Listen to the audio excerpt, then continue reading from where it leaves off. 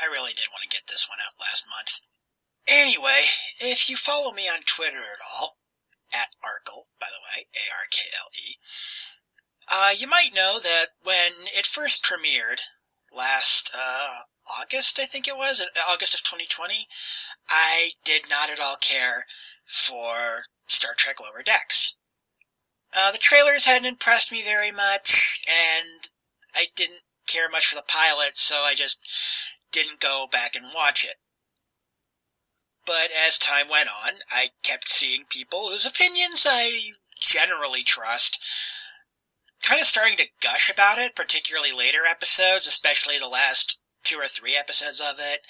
And there was, a bit of a gap between when the season finale aired and when Star Trek Discovery Season 3 was starting. So, I pay for All Access, CBS All Access anyway. So, I decided to go ahead and give it a couple more episodes. See if, check out episodes 2 and 3 and see if maybe it got better. And boy howdy it did, because again, if you look at my Twitter feed, if you go from between August 2020 to the October 2020, you can see that my opinion on Lower Decks just does a complete flip. I start sharing clips from it, I drop quotes from it, I talk about looking forward to Season 2, stuff like that. And smarter people than me have explained the things about the show that work and the things about the show that don't work, because, nothing's perfect. Even some of the more positive reviews of Season 1 of Lower Decks, like Jesse Genders or Steve Shives, have addressed some issues that hopefully they'll take on when they do Season 2. Despite what the fandom menace would have you believe, the people currently running the Star Trek franchise really do seem to listen. Just look at how much they lightened the tone of Season 2 of Discovery. Hell, if anything, one could say that, at least as far as the season premiere goes, they might have overcorrected a little. But, yeah, so I watched episode 2, episode 3 of Lower Decks, and I'm like, oh, okay, yeah, this is pretty funny. I'm especially liking all the nods to the original Star Trek animated series, which I've always felt didn't quite get enough love. Yeah, the animation is not great, but that was actually pretty normal for that company, and but it did have some great stories. A couple of stupid ones too, but it had some pretty good stories for something that was being geared towards, small children in the 70s. And, before I know it, I finished episode 5, and it's time for me to go to bed because I have to go to work the next day.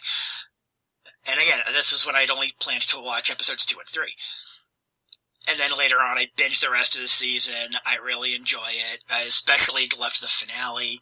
Hot take incoming. The Riker saves the day scene from the season finale of Star Trek Lower Decks is actually quite better than the Riker saves the day scene from the last scene of season 1 of Star Trek Picard. It's look, I liked Star Trek Picard, but that I have issues with that ending, but I'm not going to get into that here because this video is about Lower Decks. And I think one thing is that this really is a love letter to the franchise.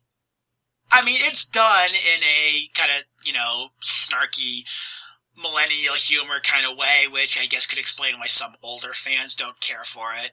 So, I'm watching these episodes, I'm getting into it, and later on I decide maybe I wasn't being entirely fair when I said I hated the pilot.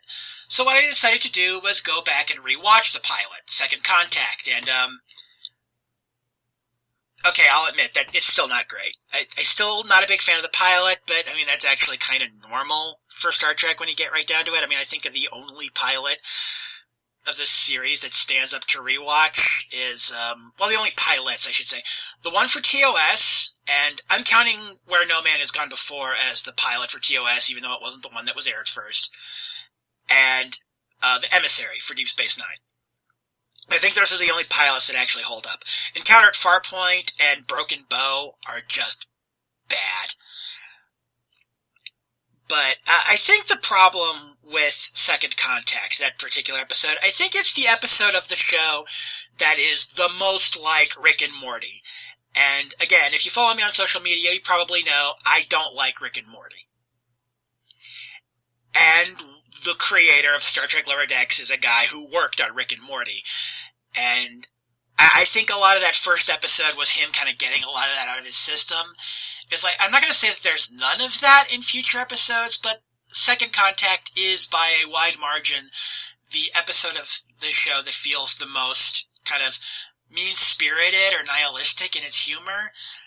I mean, I think I maybe got a couple more laughs out of Second Contact on second viewing, no pun intended, than I did the first time I saw it, but yeah, it is still probably the weakest episode of the season, and honestly, I would only say it's necessary for anyone who wants to check it out, insofar as it does establish certain things about some of the characters that become important later in the season. It doesn't have a season arc the way like Discovery and Picard do, but it does have character arcs, so there is that.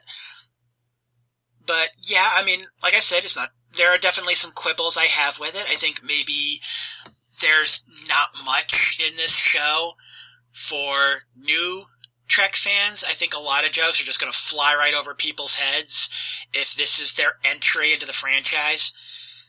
Hopefully they'll dial that back for season 2. The character dynamics, Jesse Gender, I think, really hit on this, is that, you have your 4 leads, Mariner, Boimler, Rutherford, and Tendi, and when they, pair them off for their subplots, it's pretty much always one plot with Mariner and Boimler, and then the other plot with Rutherford and Tendi. I mean, the one time in the one episode we have where Mariner and Boimler are split for the A and B plots, Boimler and Tendi don't really interact very much, and I don't think Mariner and Rutherford interact at all until she calls for the emergency beam out. So mixing that up a little bit would be a good idea. Oh, they're also going to need to come up with a good reason for Boimler to be back on the Cerritos in season 2.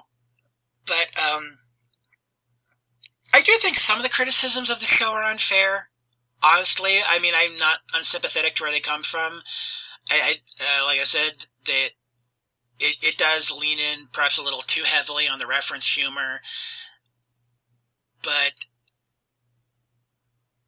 yeah, I mean, like, and speaking of some of those reviews, I think another reason I put this video off a couple of weeks was because when I was originally planning to record was the week that Trekkies decided to drop their video on Lower Deck Season 1, and it was a rather negative review, and I guess I was just kind of worried that someone would think that I was just trying to clap back at them over there. I mean, I disagree with them, obviously. I like this show. That's the whole point of this video.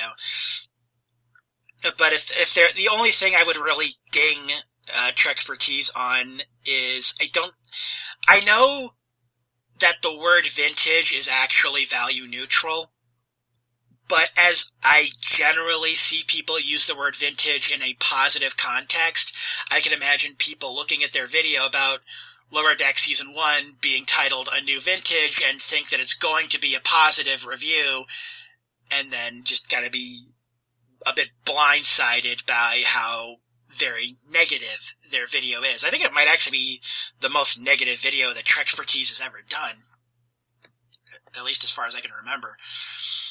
Anyway, all these Lower Deck Season 1 reviews that I'm mentioning are going to be linked in the show notes. Jesse Gender, Steve Shives, and Trekkies. And yeah, I'm including the negative review in there because it is a well-made video despite my disagreements. But yeah, I like Star Trek Lower Decks. I still don't like the pilot. I do stand by that, at least. But my overall opinion of the show has changed dramatically since it first premiered. I like this show. I like the characters. I like the humor, again, for the most part. I'm looking forward to Season 2. The end of the Riker scene in the season finale. I mean, that might be spoiler territory, but on the other hand, you might have heard about that by now already. Or you've already seen it if you're watching this video. that was just awesome. And, yeah, I'm looking forward to season 2. I'm looking forward to seeing where this goes. So, yeah, that's it.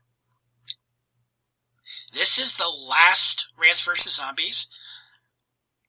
I'm proud of the idea for this show, but I think it's become obvious over the couple of years that I've been doing this, and yeah, it took me a couple of years to do 17 episodes. I just really didn't have a direction for this show, and it was becoming increasingly obvious that I wasn't going to have a direction for this show. And, I mean, it's not, I don't hate any of the videos I made. I do think some of my opinions haven't particularly aged well, particularly those made in the year 2020, where every month felt like its own year. But, you know, all these videos are going to be staying up on the channel in handy playlist form. But, yeah, it was definitely reaching a point where I could either continue on having there be 2, 3, 4 month gaps between episodes, or I could just stop. And not having to worry about, am I going to be able to get a Rants vs. Zombies video out anytime soon. That energy can be dedicated to, like, doing more trick and treat. Oh god, I need to do another trick and treat video. It's been way too long for that, too. But, yeah, hey, you know, if you enjoyed these, that's great. I mean, it would have been nice if you'd clicked like and left comments on the videos, but, yeah. But hey, you know, this is just one project that's ending. I've still got Star Trek Online going, I've still got Trick and Treat going, I've still got Shameless Cash Grab going, I've started doing the tier ranking videos, I'm having a bit of fun with those. And so, you know, stick around, and hey, you know, if you can, I have a Patreon, patreon.com/Arkle Studios. I know I don't promote that as much as I should. So, yeah, stick with the channel.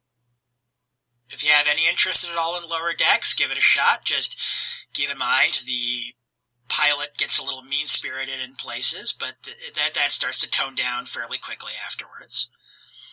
And,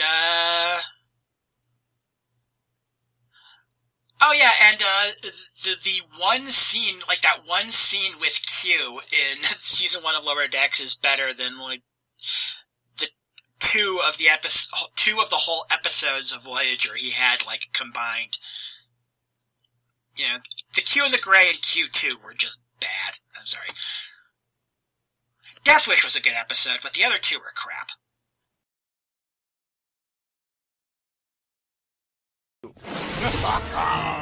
I challenge you all to a duel. Pick your weapons. I pick the mine. Get out of here, Q! No, we are done with random stuff today. We're not dealing with any of your Q bullshit. Oh, s'il vous plaît, Mariner. I want to put humanity to the ultimate test. But I'm not French. No, go find Picard. Oh, Picard. He's no fun. He's always quoting Shakespeare. He's always making wine.